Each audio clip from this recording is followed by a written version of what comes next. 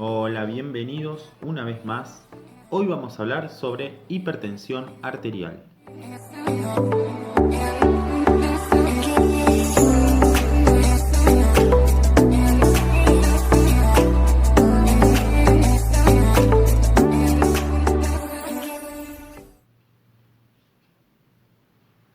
Antes que nada, tenemos que definir qué es hipertensión arterial y a qué llamamos hipertensión arterial. Se define como el aumento de la tensión arterial normal por un tiempo prolongado. ¿Qué significa esto? Que si yo le tomo la presión arterial a un paciente ahora y me da valores elevados, no significa que ese paciente sea hipertenso, sino que ese aumento de la tensión arterial lo tengo que encontrar durante un tiempo prolongado, es decir, durante varios días seguidos, durante diferentes tomas. Ahora, ¿a qué llamamos tensión arterial normal? Bueno, la tensión arterial normal es de 120-80 milímetros de mercurio. 120 corresponde a la presión sistólica, 80 corresponde a la presión diastólica. Entonces, sabiendo que la tensión arterial normal es de 120-80 y que la hipertensión es el aumento de esa tensión arterial normal, nos preguntamos a partir de qué valores consideramos hipertensión. Bien, los valores que se toman como base para hablar de hipertensión son 140-90 milímetros de mercurio. Otra definición que hay que saber es la de hipertensión arterial primaria y secundaria. Y también eso es importante a la hora de hacer un diagnóstico en un paciente. Llamamos hipertensión arterial primaria a aquella hipertensión esencial que es propia de la gente de cierta edad, ¿sí? A partir de los 50 años aproximadamente, la elasticidad de las arterias se empieza a perder, las paredes arteriales se vuelven un poco más rígidas y la tensión arterial suele aumentar. Entonces, esa hipertensión primaria tiene distintos factores de riesgo que uno debe controlar en los pacientes, pero es propia de pacientes de cierta edad. Ahora, llamamos hipertensión arterial secundaria a aquella que se presenta generalmente en pacientes más jóvenes sin antecedentes de hipertensión arterial, pero con una patología de base que es la que va a desencadenar la hipertensión. ¿Cuáles son esas patologías de base más frecuentes que uno tiene que pensar en un paciente joven con un pico hipertensivo sin antecedentes de hipertensión? Lo primero es la patología renal. Y dentro de estas, la estenosis de la arteria renal es una patología bastante frecuente que origina hipertensión arterial secundaria. El segundo grupo de patologías que uno debe pensar es en las patologías endocrinas, por ejemplo el hipertiroidismo, el síndrome de Cushing, entre otras. Y la tercera causa, menos frecuente pero no menos importante, es la causa farmacológica o medicamentosa. Es decir, que ese paciente esté tomando algún fármaco que le eleve la presión arterial y por eso tenga una hipertensión secundaria. ¿Cuál es la diferencia? Básicamente, con respecto al tratamiento en la hipertensión primaria y secundaria, que yo en la hipertensión arterial secundaria trato la causa de base. No voy a tratar la hipertensión, voy a tratar la causa que le da origen a esa hipertensión. Tratando esa patología de base, es probable que el paciente luego retorne a valores normales de tensión arterial. En cambio, en la hipertensión arterial primaria, como no tengo una patología de base, sí tengo múltiples factores de riesgo que igual los puedo tratar y los puedo solucionar, pero recordemos que estamos hablando de pacientes de cierta edad con las arterias un poco más menos elásticas, más rígidas, y en ese paciente, si ya comencé un tratamiento farmacológico, va a ser de por vida. ¿Qué datos tenemos que tener en cuenta a la hora de hablar de hipertensión arterial? Primero, que es una enfermedad altamente prevalente. Es una enfermedad muy frecuente en nuestro medio y siempre alguno tiene a un conocido, a un familiar, a algún amigo con hipertensión arterial. El segundo dato a tener en cuenta, importante, es que 1 de cada 3 personas hipertensas desconoce su enfermedad. Es decir, que es hipertenso y que no sabe que tiene hipertensión arterial, por lo tanto no se cuida. De esas personas que sí conocen su diagnóstico, 1 de cada 4 están bien controlados. ¿Qué quiere decir? Que 1 de cada 4 personas concurre al médico, hace los controles periódicos, toma el fármaco correspondiente y está en valores controlados. Los otros 3 no se controlan, por lo tanto a futuro pueden tener complicaciones como las que vamos a ver.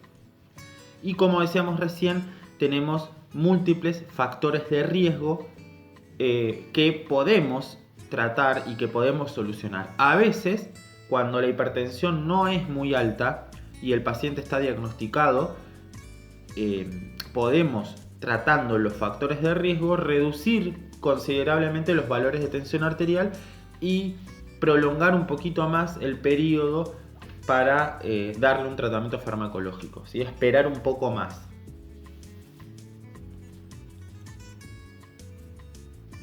¿Por qué es importante la hipertensión arterial, el tratamiento de la hipertensión arterial? ¿Por qué hablamos de hipertensión arterial como un problema para nuestra salud? Bueno, porque es un riesgo, o eleva, mejor dicho, el riesgo cardiovascular. A futuro, si la hipertensión no se trata, comienza a generar alteraciones en la mecánica cardíaca, sobre todo ventricular, del ventrículo izquierdo, y eso puede comprometer la mecánica normal o la fisiología normal del corazón, ¿sí? Por eso es importante la hipertensión, por eso se debe tratar y por eso es importante el diagnóstico precoz. ¿Cuáles son los objetivos que se plantea a partir de la OMS? Hacer una detección precoz, como decíamos recién, de la hipertensión arterial, establecer cuál es el riesgo cardiovascular, porque no todos los pacientes hipertensos son iguales, algunos tienen mayor riesgo cardiovascular que otros y eso se debe a múltiples factores. Identificar causas de hipertensión secundaria, si es que existe, si es que se nos presenta un paciente joven que no tiene antecedentes de hipertensión arterial, con un pico hipertensivo bastante abrupto.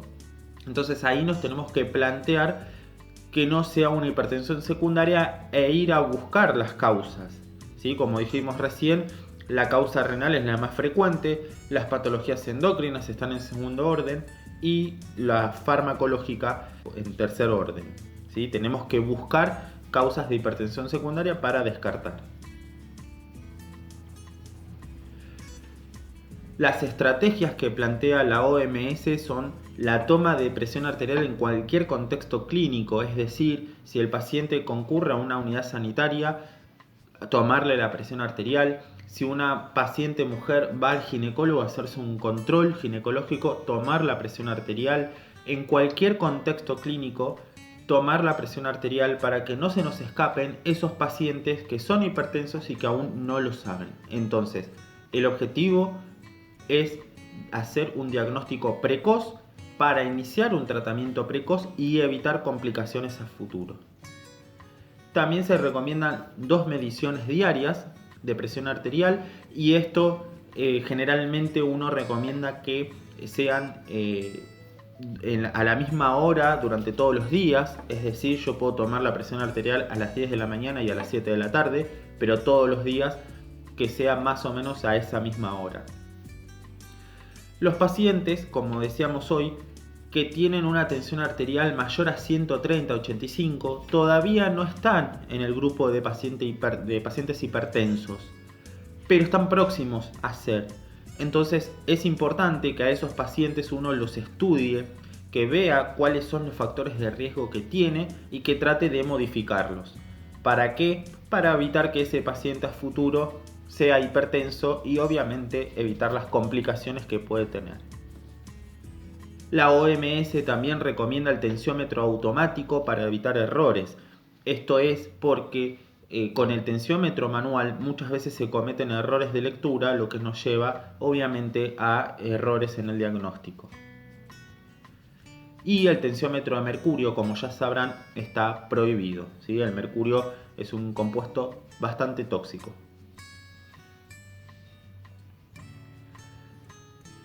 Mencionábamos recién factores de riesgo. ¿Cuáles son los factores de riesgo? El hombre mayor de 55 años o la mujer mayor de 65 años, ¿sí? La edad es un factor de riesgo, si es el hombre mayor de 55 años, si es en la mujer mayor de 65 años. A partir de esa edad, en el hombre y en la mujer comienza a incrementarse la probabilidad de padecer hipertensión arterial.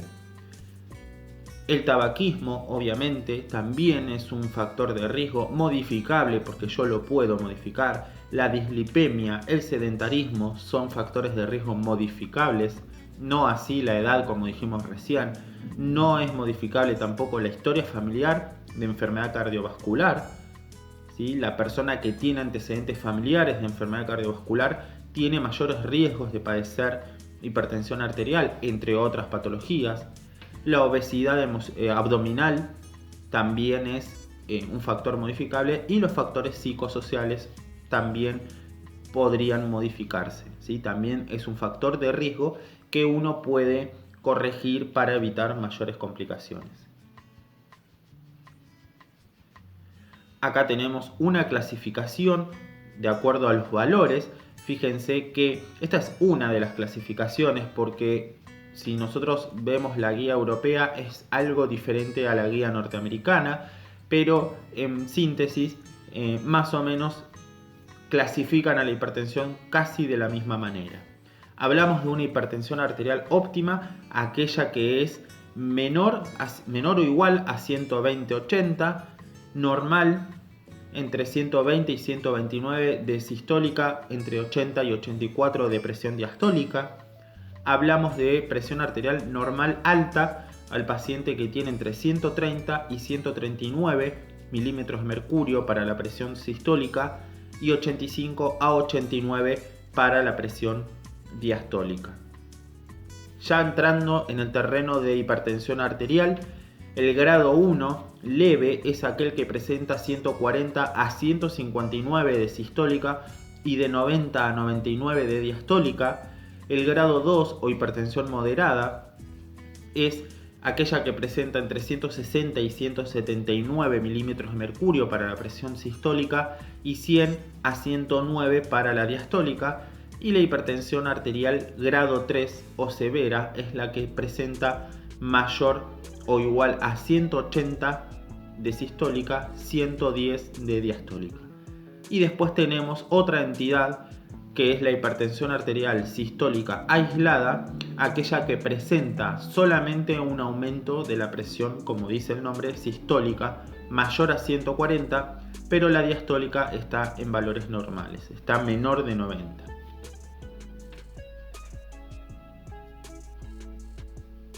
Hoy mencionábamos que el riesgo de la hipertensión arterial es que aumenta justamente el riesgo cardiovascular. Ese es el inconveniente. Si la hipertensión arterial no se trata y evoluciona en el tiempo, nos puede llevar a lo que se denomina daño de órganos blancos, o también llamado órganos sensibles. ¿Cuáles son esos órganos sensibles? El cerebro es uno de ellos, es el más sensible, lo que nos puede dar una enfermedad cerebrovascular, un ACV o una IT. El corazón es otro órgano sensible, nos puede ocasionar enfermedad o patología cardíaca. Nos puede ocasionar una retinopatía, una enfermedad renal o una enfermedad vascular periférica, ¿sí? Fíjense que la hipertensión crónica no controlada nos puede ocasionar distintas patologías secundarias y que suelen ser graves, ¿sí? Como por ejemplo el accidente cerebrovascular es una consecuencia grave.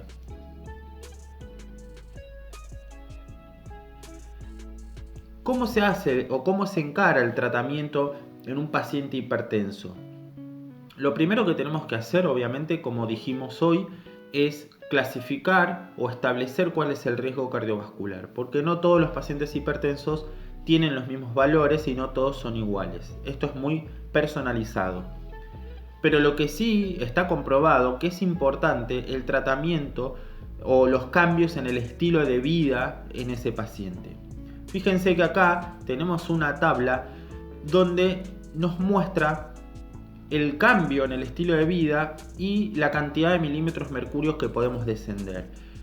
Por ejemplo, si yo le pido al paciente que no consuma sal, que baje o que reduzca la ingesta de sal, de sodio, puedo lograr un descenso de la tensión arterial sistólica entre 2 y 8 milímetros de mercurio. Si el paciente aumenta la ingesta con alimentos ricos en potasio, puede descender aproximadamente 5 milímetros de mercurio. La disminución en la ingesta de alcohol disminuye la presión arterial sistólica entre 2 y 4 milímetros de mercurio. El ejercicio entre 4 y 9 milímetros de mercurio. Y el peso, el control del peso en el paciente, un peso adecuado, puede reducir entre un 5 y 20 milímetros de mercurio por cada 10 kilos de peso que baje el paciente. Y acá no está incluido el tabaco, ¿sí? El abandono del tabaquismo también puede reducir la presión arterial entre 8 y 10 milímetros de mercurio. Fíjense que todos estos cambios en el estilo de vida sumados nos puede dar un descenso importantísimo a la hora de hacer un tratamiento en un paciente. En cuanto al tratamiento farmacológico, tenemos distintos fármacos. Esto va a ser tema de otro video de la farmacología, pero siempre uno busca fármacos de acción prolongada y que sea de una toma por día, porque está comprobado que mejora la adherencia al tratamiento y reduce la tasa de abandono al tratamiento. Y el objetivo para los pacientes que están en tratamiento farmacológico es lograr una medición de la presión arterial que sea menor a 140-90 milímetros de mercurio.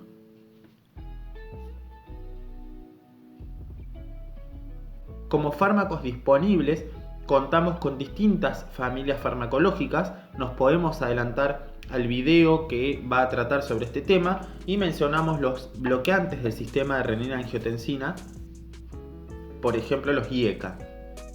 Los IECA son inhibidores de la enzima convertidora de angiotensina. El más conocido es el enalapril.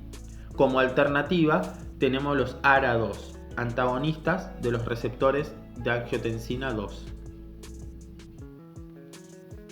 Otra familia son los diuréticos, y acá contamos con diuréticos tiacídicos o diuréticos de Lassa, los beta bloqueantes, los agonistas cálcicos o los alfa bloqueantes.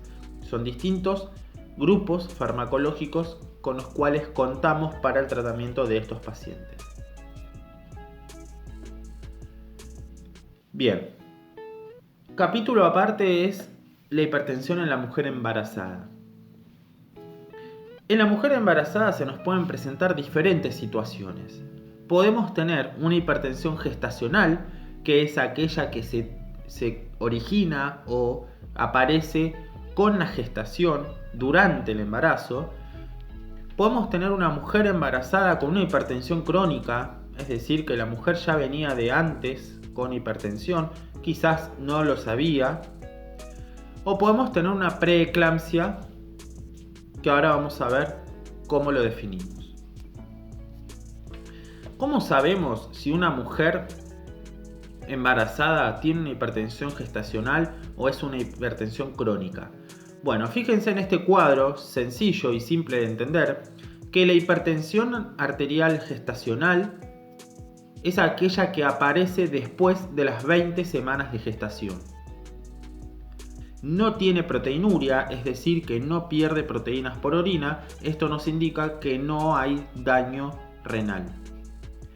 En cambio, la hipertensión arterial crónica es hipertensión preexistente. Quizás la mujer embarazada sabía que era hipertensa o quizás no. Y siempre se manifiesta antes de las 20 semanas de gestación. Si yo hago un control a una mujer embarazada y obtengo valores elevados de presión arterial y estamos antes de las 20 semanas, yo ya sé que esa hipertensión es crónica. Y la proteinuria en la mayoría de los casos es negativa. Otra situación más compleja y más complicada es la preeclampsia. es aquella hipertensión que aparece después de las 20 semanas de gestación, pero que en este caso tenemos pérdidas de proteínas por orina.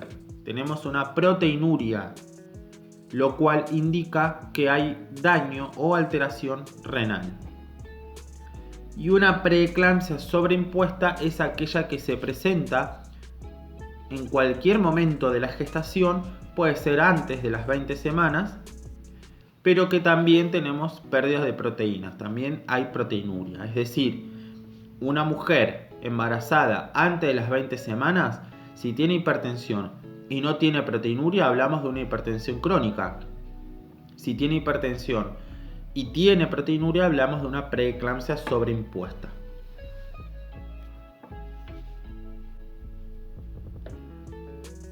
Esto también lo vamos a ver en otro video cuando hablemos de farmacología, pero ya nos vamos adelantando y les cuento que los fármacos para la mujer embarazada, si bien contamos con el mismo grupo farmacológico, pero el orden de elección son diferentes.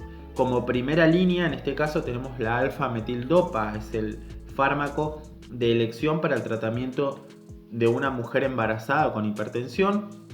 También contamos con el labetalol o la nifedipina, y como segunda línea el atenolol, que es un beta bloqueante, que en el caso de un paciente, una mujer no embarazada, vendría a utilizarse como primera línea.